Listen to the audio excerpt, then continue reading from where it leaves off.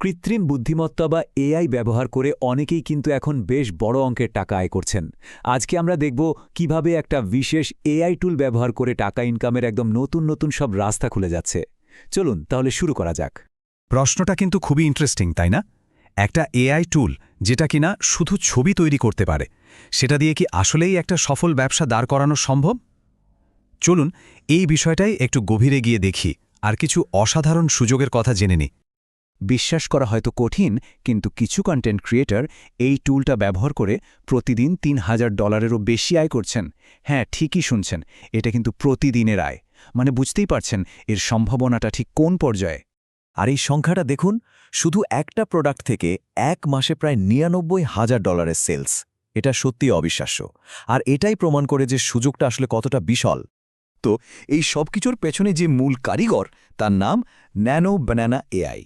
এটা আসলে গুগলের একটা ভীষণ শক্তিশালী টুল, যা আপনার লেখার নির্দেশ বা প্রম্পটকে দারুণ সব ছবিতে বদলে দিতে পারে। সোজা কথায়, আপনি যা ভাবতে পারবেন এটা সেটাই এঁকে দেবে। আচ্ছা, প্রথম যে ক্ষেত্রটা নিয়ে আমরা কথা বলবো সেটা হলো ডিজিটাল পাবলিশিং, মানে ডিজিটাল বই বানানো থেকে শুরু করে বিভিন্ন ডিজাইনের জিনিস তৈরি আর বিক্রি করা। ব্যবসার প্রথম আইডিয়াটা হলো বাচ্চাদের জন্য আঁকা শিখি বই তৈরি করা। এই বইগুলো কিন্তু ভীষণ জনপ্রিয়, আর এআই ব্যবহার করে এর ভেতরের কন্টেন্ট খুব সহজেই বানিয়ে ফেলা যায়। একজন ক্রিয়েটর তো শুধু এই ধরনের ৩টা বই বের করেই প্রতিদিন $৮০০-এর বেশি আয় করছেন। ভাবুন একবার, মাত্র ৩টা বই, আর তা থেকে এই পরিমাণ আয়। আর সবচেয়ে মজার ব্যাপার কি জানেন? এই পুরো কাজটা করা কিন্তু একদমই সোজা। ন্যানো ব্যানানাতে একটা চরিত্র বানান, তারপর এআইকে বলুন সেটার স্টেপ বাই স্টেপ আঁকার গাইড বানাতে। এরপর ক্যানভার মতো সহজ টুল দিয়ে সব ছবি সাজিয়ে একটা বই বানিয়ে ফেলুন, আর সোজা অ্যামাজনে আপলোড করে দিন। ব্যাস, হয়ে গেল। সুযোগ কিন্তু এখানেই শেষ নয়। যেমন ধরুন, স্ক্যাভেঞ্জার হান্ট বই বানানো যায়, যেগুলো বাচ্চাদের মধ্যে দারুণ জনপ্রিয়। আবার বইয়ের কভার ডিজাইন করা যায়, এমনকি বিভিন্ন কোম্পানির জন্য লোগো বা ব্র্যান্ড আইডেন্টিটি কিটও তৈরি করা সম্ভব। আর এগুলোর প্রত্যেকটাতেই আয়ের বিরাট সম্ভাবনা রয়েছে। চলুন এবার আমাদের দ্বিতীয় ক্ষেত্রটা দেখা যাক, আর সেটা হলো এআই দিয়ে অ্যানিমেশন বানানো। এখানে আমরা মূলত ভাইরাল ভিডিও কন্টেন্ট আর অ্যানিমেশন সার্ভিস নিয়ে কথা বলবো। আজকাল সোশ্যাল মিডিয়াতে, বিশেষ করে ইউটিউব আর ইনস্টাগ্রামে ছোট ছোট অ্যানিমেটেড টাইম ল্যাপস ভিডিও কিন্তু দারুণ ট্রেন্ডিং। এই ধরনের আকর্ষণীয় ভিডিও বানানো এখন এআই এর কল্যাণে অনেক সহজ হয়ে গেছে। আর এই ভিডিওগুলো যে কী পরিমাণ ভাইরাল হতে পারে তা এই সংখ্যাটা দেখলেই বোঝা যায়। একটা ইউটিউব শর্টস মাত্র ৯ দিনে ৫৯ মিলিয়ন, মানে প্রায় ৬ কোটি ভিউ পেয়েছে। এটা সত্যি অসাধারণ। আর এই বিপুল ভিউয়ের ফল কি? ধারণা করা হচ্ছে ওই চ্যানেলটা মাস গেলে প্রায় $৬০,০০০ আয় করছে।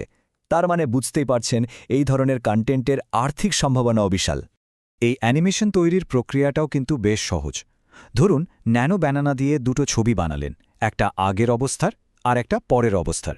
এরপর ক্লিঙ্কের মতো একটা এআই অ্যানিমেটর দিয়ে ছবি দুটোর মধ্যে একটা টাইম ল্যাপস অ্যানিমেশন বানিয়ে ফেলুন। কাজ শেষ। আমাদের আলোচনার একদম শেষ ক্ষেত্রটা হলো ই-কমার্স। এখানে আমরা দেখব কিভাবে অনলাইনে বিক্রি করার জন্য ফিজিক্যাল বা ডিজিটাল প্রোডাক্ট তৈরি করা যায়। প্রিন্ট অন ডিমান্ড একটা দারুণ বিজনেস মডেল। এখানে টি-শার্ট বা মগের মতো জিনিস বিক্রি করা যায়, কিন্তু তার জন্য আগে থেকে কোনো মালামাল কিনে স্টক করার ঝামেলা নেই। অর্ডার আসলেই জিনিসটা প্রিন্ট হয়ে কাস্টমারের কাছে চলে যাবে। এর সম্ভাবনা যে ঠিক কতটা, তা এই চার্টটা দেখলেই মাথা ঘুরে যাবে। ভাবুন তো, একটা বিড়াল রামেন খাচ্ছে, শুধুমাত্র এই একটা টি-শার্ট ডিজাইন থেকে মাসে আয় হয়েছে $৭৯,০০০ থেকে $৯৯,০০০ পর্যন্ত। অবিশ্বাস্য। তো এই প্রিন্ট অন ডিমান্ডের ক্ষেত্রে মূলত দুটো অ্যাপ্রোচ আছে।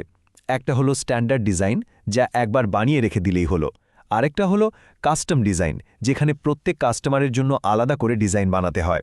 দুটোরই কিছু সুবিধা আর অসুবিধা আছে। আর এই সুযোগটা কিন্তু শুধু টি-শার্ট বা মগের মতো ফিজিক্যাল প্রোডাক্টের মধ্যেই সীমাবদ্ধ নেই। কাস্টম ডিজিটাল আর্টওয়ার্কের বাজারও এখন রমরমা।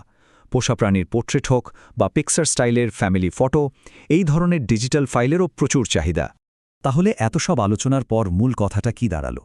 মূল কথাটা হলো, এই নতুন দুনিয়ায় সফল হতে গেলে সবার আগে নিজের জন্য একটা সৃজনশীল, একটা ইউনিক নিশ বা বিশেষ জায়গা খুঁজে বের করতে হবে। আসলে মূল ব্যাপারটা হলো, এখন আপনার টেকনিক্যাল স্কিলের চেয়েও অনেক বেশি জরুরি হয়ে পড়েছে আপনার কল্পনা শক্তি। আপনার আইডিয়া যত নতুন হবে, যত ক্রিয়েটিভ হবে, সফল হওয়ার সম্ভাবনাও ঠিক ততটাই বাড়বে। এর একটা চমৎকার উদাহরণ হলো এই দোকানটা। ওরা কি করেছে? ওরা পোষা প্রাণীদের ছবিকে হকি প্লেয়ার, শেফ, কাউবয়, এমনকি মহাকাশচারীর মতো মজার সব চরিত্রে বদলে দিচ্ছে। আর এই ইউনিক আইডিয়ার জোরেই তারা ৮,৮০০র বেশি সেলস করে ফেলেছে। তাহলে এখন প্রশ্নটা হলো, এই যে এত এত সম্ভাবনার একটা জগৎ, এখানে আপনি নিজের জন্য কোন নতুন আর সৃজনশীল পথটা তৈরি করবেন? আপনার কল্পনা শক্তি আপনাকে কোথায় নিয়ে যায়, সেটাই এখন দেখার বিষয়।